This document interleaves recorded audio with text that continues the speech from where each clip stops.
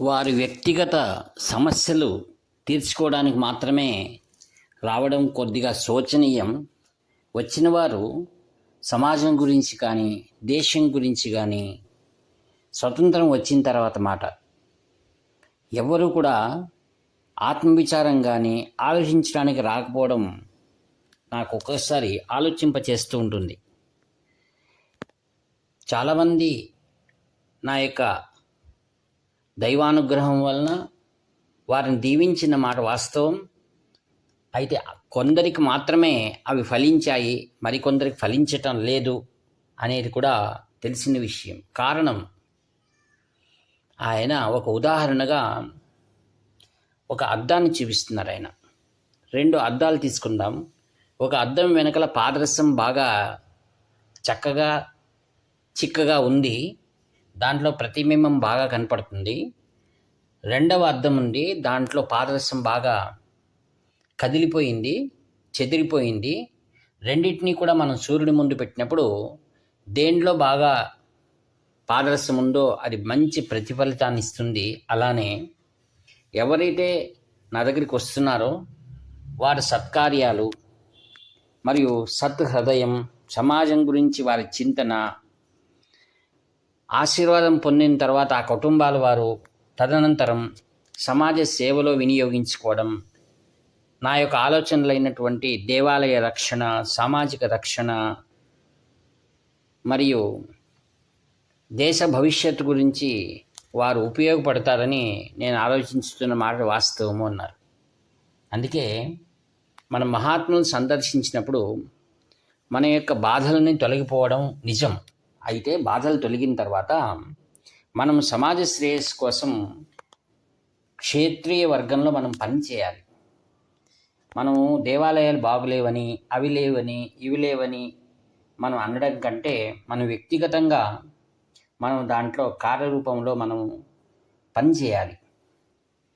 కేవలం రాజకీయ వ్యక్తులు ఎవరైతే ఉన్నారో వారి యొక్క అనుయాయులు ఆ యొక్క రాజకీయ సంస్థ గురించి వారు పనిచేస్తూ ఉంటారు.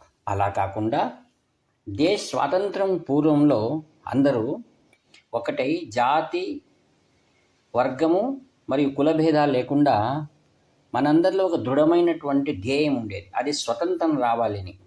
అలాగే నేడు కూడా సమాజం బాగుండాలి అనే ఉద్దేశం అందరిలో వచ్చినప్పుడే కాంచి పరమాచార్య స్వామి వారి కన్న కలలు నిజమవుతాయి.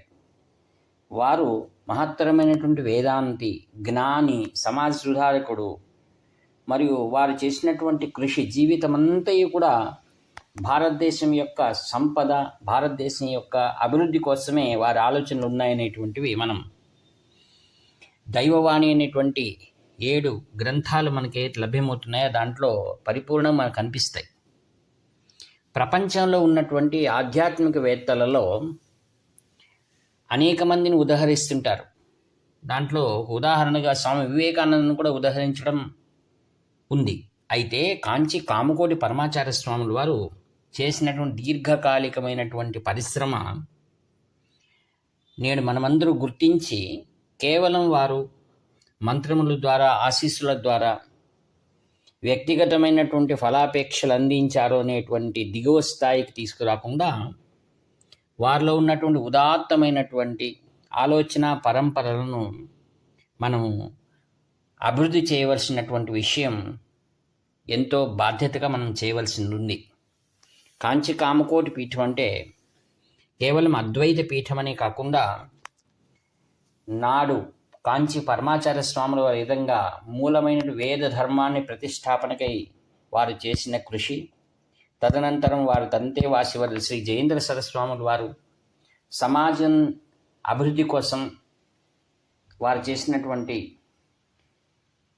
పాఠశాలలు మరియు విద్యా మందిరాలు మరియు యూనివర్సిటీ మరియు వైద్యంకి సంబంధించినటువంటివి మరియు మన ధర్మానికి సంబంధించినటువంటి అనేకమైన సంస్థలు ఏవైతే ఉన్నాయో, అనగా అయోధ్య, రామజన్మభూమి, మన విశ్వాసాలను కాపాడడం కోసం శ్రీ జయేంద్ర సరస్వాములు వారు ఏ విధంగా కృషి చేశారు ఆ విషయాలను మనం నెమరు వేసుకోవడం మనం శ్రీ కాంచి చంద్రశేఖరేంద్ర సరస్వాముల వారికి ఇచ్చేటువంటి నిజమైన జ్ఞాపకం మరియు కృతజ్ఞత.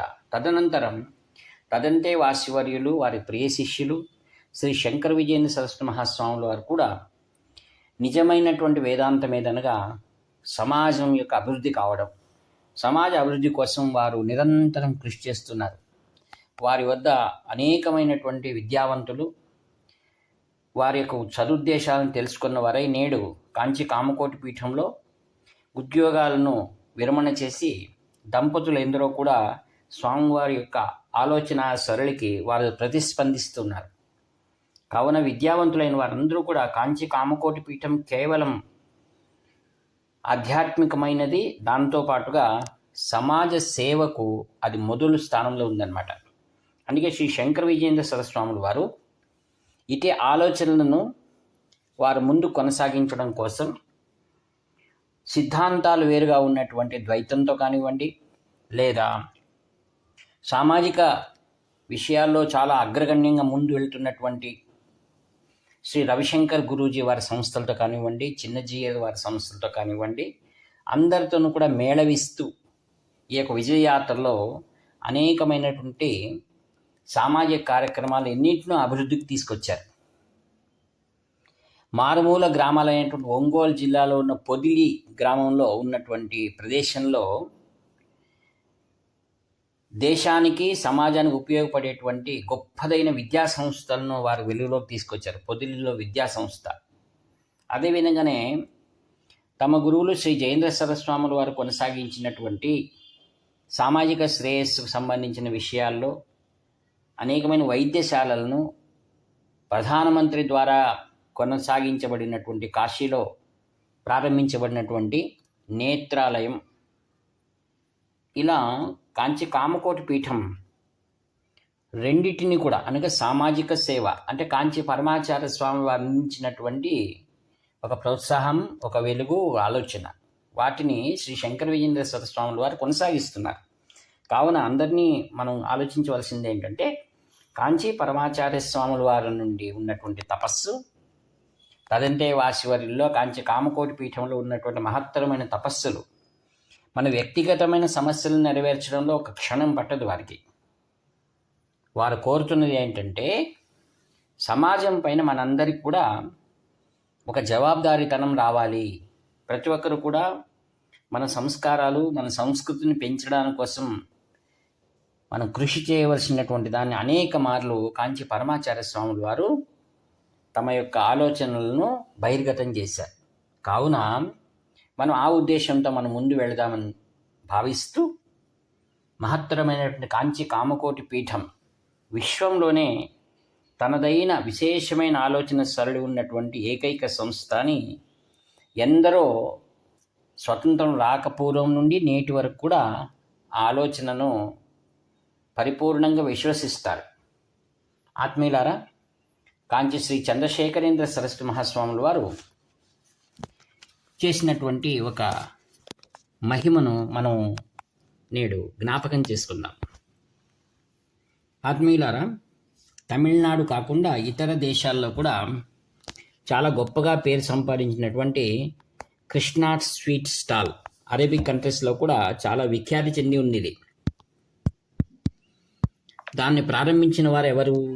శ్రీ మహాదేవన్ అయ్యర్ గారు. వీరు కోయంబత్తూరు వీరిది. వారికి 2 కుమారులు. ఒకరు మురళి, రెండవవారు కృష్ణ.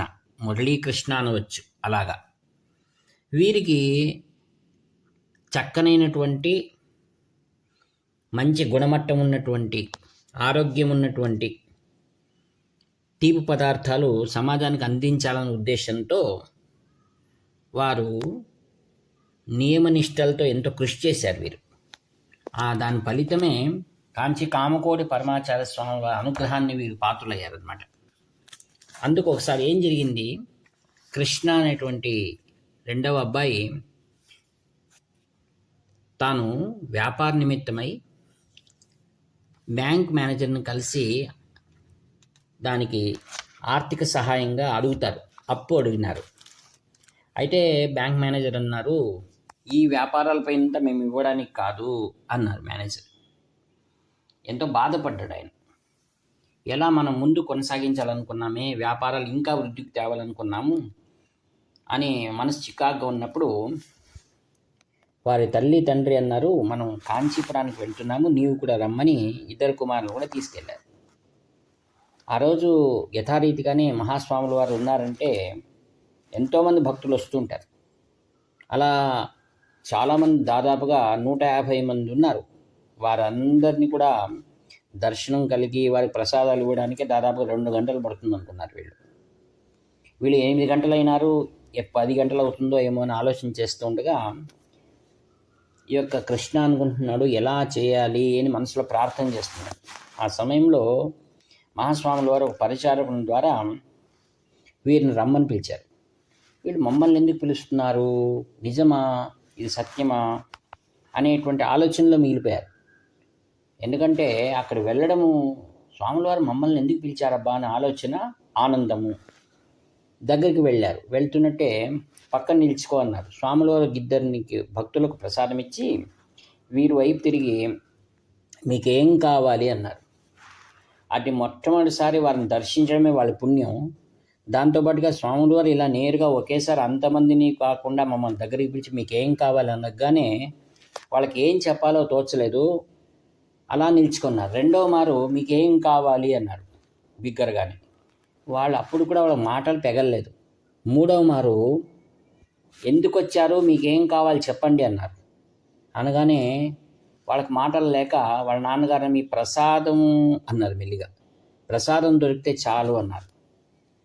అడగవలసిందేంటి, మేము ఆర్థిక ఇబ్బందిలో ఉన్నాము, మాకు ఆర్థిక స్థితి బాగుపడితే మేము వ్యాపారం అభివృద్ధి చేయాలనుకున్నామని అడగాల్సి ఉంది. అయితే అడగలేకపోయారు. ఒక్కొక్క మారు ఏమవుతుందంటే మనం దేనికోసం కొంతమందిని కలుస్తామో వారిని మనం అడగలేకపోతుంటాం. అది కాలం విచిత్రంగా ఉంటుంది. ఒక్కొక్కసారి కుచేలుడు కృష్ణ పరమాత్మ దగ్గరికి వెళ్ళినా అక్కడ తన దీన స్థితిని, బీద స్థితిని, పేద స్థితిని చెప్పుకోలేకపోయాడు. కారణం తెలియదు. దాన్ని ఆరా అంటారు. అంటే పరిస్థితి, అది అలా గోళం అలా ఉంటుంది, ప్రకాశం. ఆ ప్రకాశంలో మనం వెళ్ళిన పని మర్చిపోతాం, ఆనందం. అప్పుడు స్వాముల వారు ఒకసారి వాళ్ళని చూసి తాను పక్కన ఉన్నటువంటి తన పాదుకలను తీసుకొని వాటిపైన మంచి రోజా పువ్వులు పెట్టి తీసుకోండి అన్నారు. అక్కడున్న వారందరూ కూడా ఆశ్చర్యపోయారు. స్వాముల వారే స్వతహాగా పాదుకలను తీసుకోండి అని ఇవ్వడము వాళ్ళకి ఆశ్చర్యమైపోయింది. తర్వాత దాన్ని కళ్ళకద్దుకొని కళ్ళు నీళ్ళు వచ్చేస్తున్నాయి, జలధారలు వాళ్ళకు.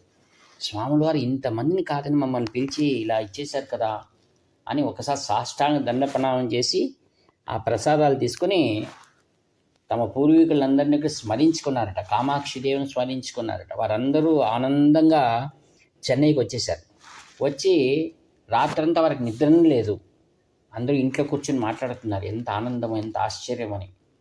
ఆ తర్వాత ఉదయం లేవగానే వాళ్ళు అనుకుంటున్నారు, అడగవలసింది మనం అడగలేకపోయినాము, అడిగిన దానికంటే ఎక్కువ ఇచ్చేసారులే అనుకొని. ఉదయమే 9 గంటలప్పుడు బ్యాంక్ నుండి మేనేజర్ కాల్ చేశారు, రమ్మని పిలిచారు.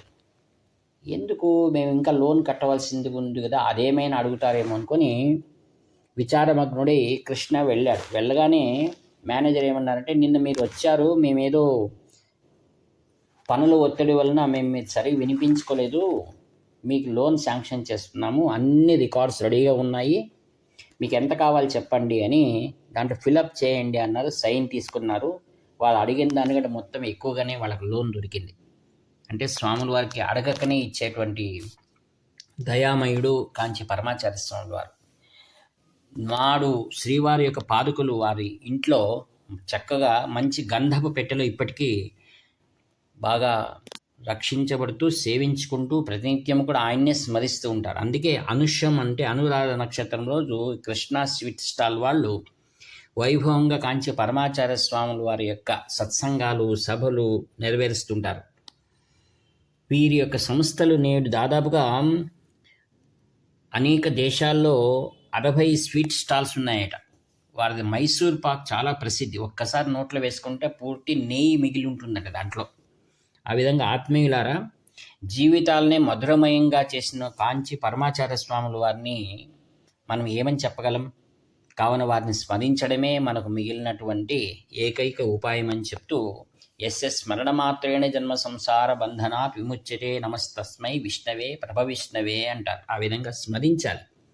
ఇట్టి ప్రదోష సమయంలో మహాస్వాములు వారి దివ్య లీలలను, వారు చేసిన అమోఘమైనటువంటి సామాజిక సేవలను మనం గుర్తు చేసుకుంటూ ఈ వాక్పుష్పములన్నీ కూడా ప్రస్తుత పీఠాధిపతి శ్రీ శంకర విజయేంద్ర సరస్వాముల వారి దివ్య చరణారవిందములు సమర్పి సెలవు తీసుకుంటాను. ఇట్లు మీ ఆత్మీయ మిత్ర నివర్తి నాగభూషణ్ శర్మ. 7483229249. హర హర శంకర జయ జయ శంకర, హర హర శంకర జయ జయ శంకర, హర హర శంకర జయ జయ శంకర.